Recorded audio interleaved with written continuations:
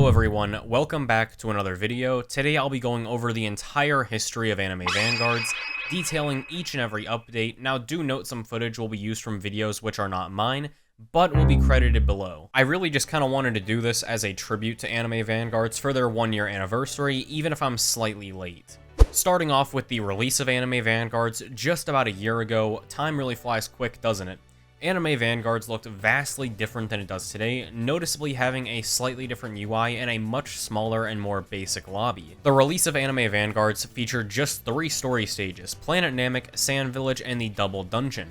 It also had a Paragon game mode that was sort of like a floor climber where you selected debuffs with each stage, in which this has since been removed. The release of Anime Vanguards seemed to be centered around the popular anime solo leveling, using essence stones as materials, as well as hyping up units such as Sung Jinwoo and Igris, with them being meta on release. Anime Vanguards at the time also did have a battle pass which featured Haruka Rin. Note though that each player could only get one at the time, because even the premium track did not have a shiny version, and to date is the only battle pass with 1 unit and no shiny option. Moving on to update 0.5, which introduced the Raids game mode and the Boss Rush game mode. This update added Demon Slayer raid maps with the units being Tengen, Akaza, and Rengoku, who has since been made unobtainable.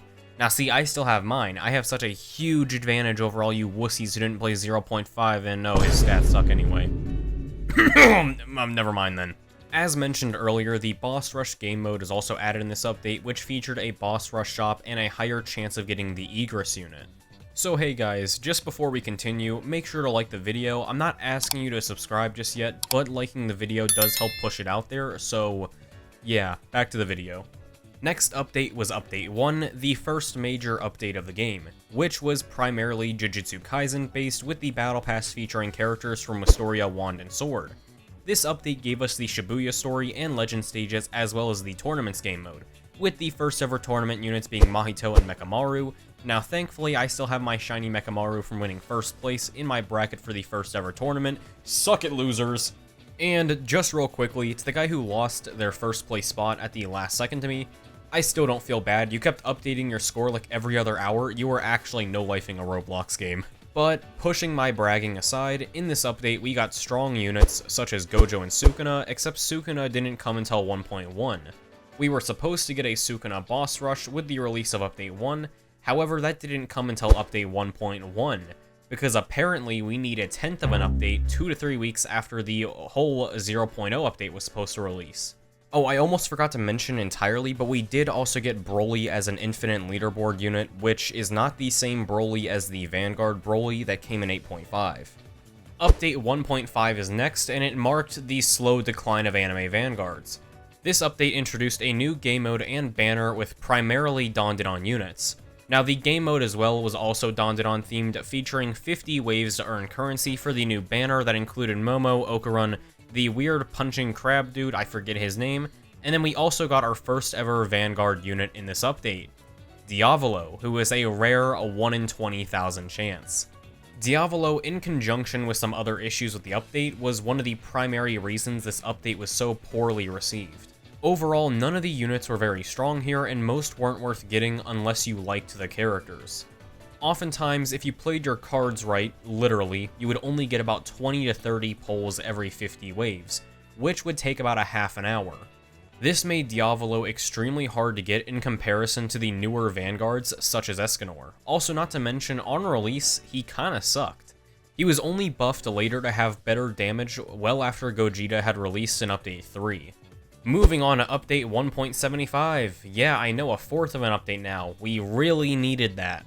This was Steel Ball Run themed and somehow only further declined the game, adding a new raid for Steel Ball Run and 4 new units, Johnny, Gyro, Valentine, and Diego, who, like Rengoku, has since been removed. Now, a Steel Ball Run update could have been excellent, if all of the units didn't suck. The only viable unit for the time was Diego, who had a good time stop and a decent DPS. The other units, though, were so horrible that they weren't even worth using. Now Update 2.0, which truly seemed to mark the end for Anime Vanguards. This update was centered around the Fate Stay Night anime and introduced strong characters like Saber and Gilgamesh. This update introduced the 5th story and legend stages, as well as the World Lines game mode, which gave a portal, but it could not be used until Update 3. Now, the reason this seemed to mark the end, or what we thought was the end for Anime Vanguards, is because Anime Adventures, which had been struck by the copyright gods nearly a year ago, had been re-released on the same night as Update 2 for Anime Vanguards. Now, some still kind of speculate, due to the lack of a trailer for the update, that it was rushed in an attempt to save the player base from Anime Adventures. It also didn't really help that they claimed it would be the biggest update yet, and yet it seemed to feature little content. After this update, the player base was at an all-time low and would stay that way for weeks, and we honestly thought that was it. Anime Vanguards was dipping to as low as 6,000 concurrent players, and this was the end. All until 3.0, that's right, they skipped a 0.5 for once and didn't bother with a 0.75, 0.1, or any incomplete number. This added the Winter event. 2 months late, by the way. The Winter banner replaced the Dandanon banner and featured 5 units, the new Vanguard being Gogeta himself.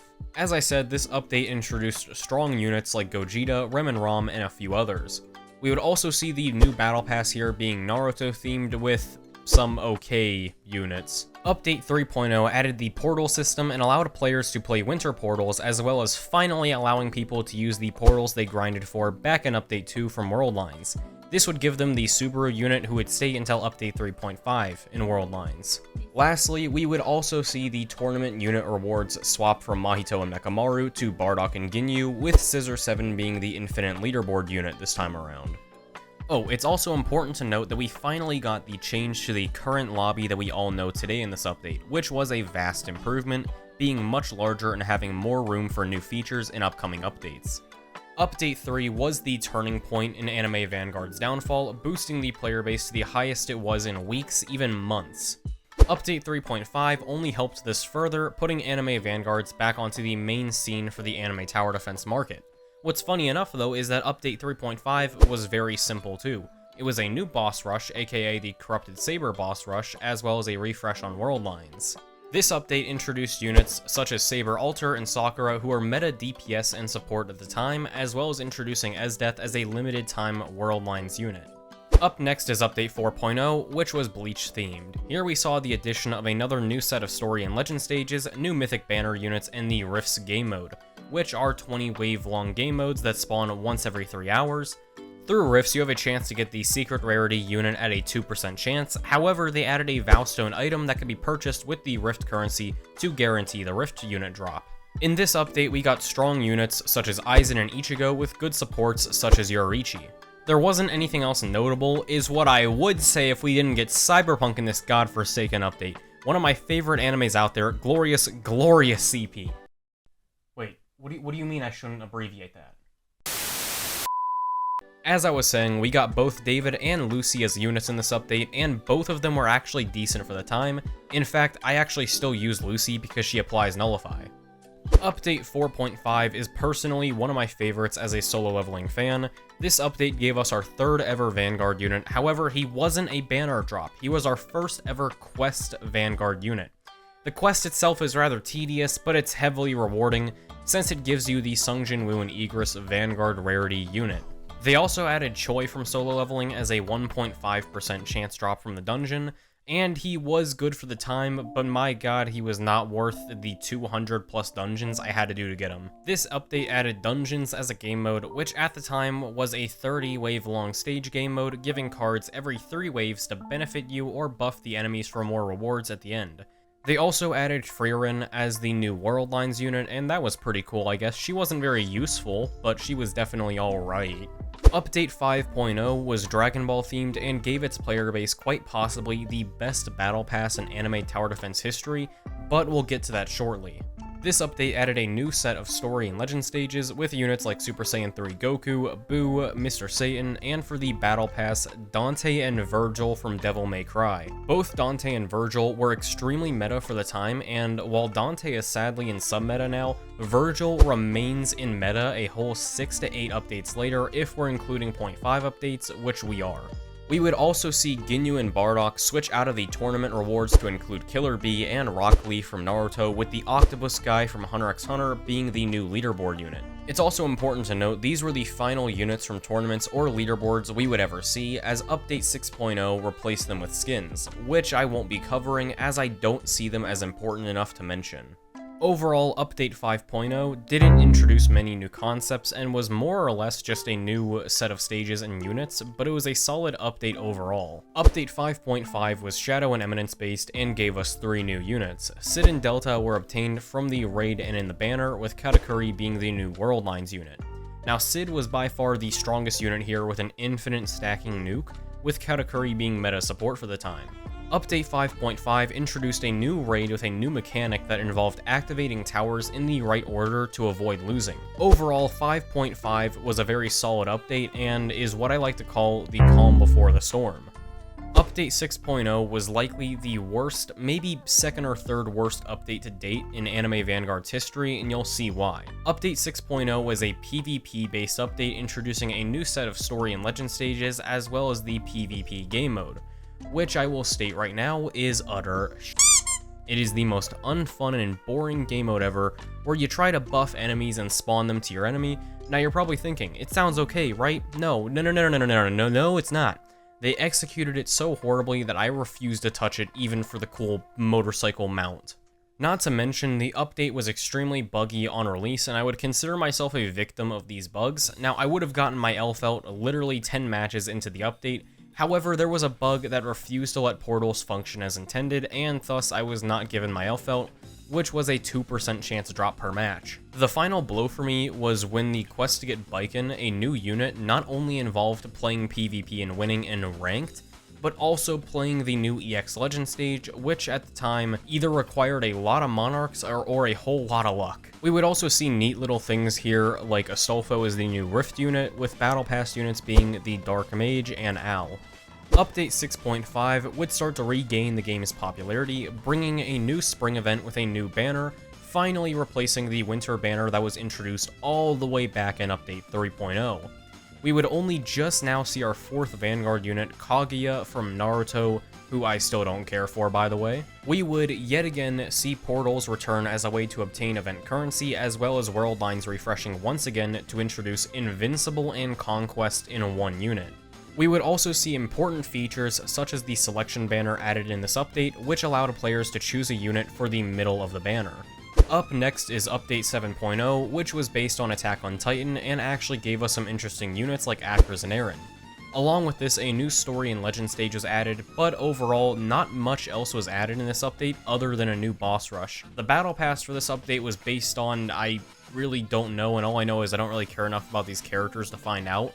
But we got these 2 creatures. We would also see some small features, such as a nightmare mode for boss rushes and revamped daily rewards introduced in this update. Update 7.5 was yet another portal-based event with Escanor as the new Vanguard unit.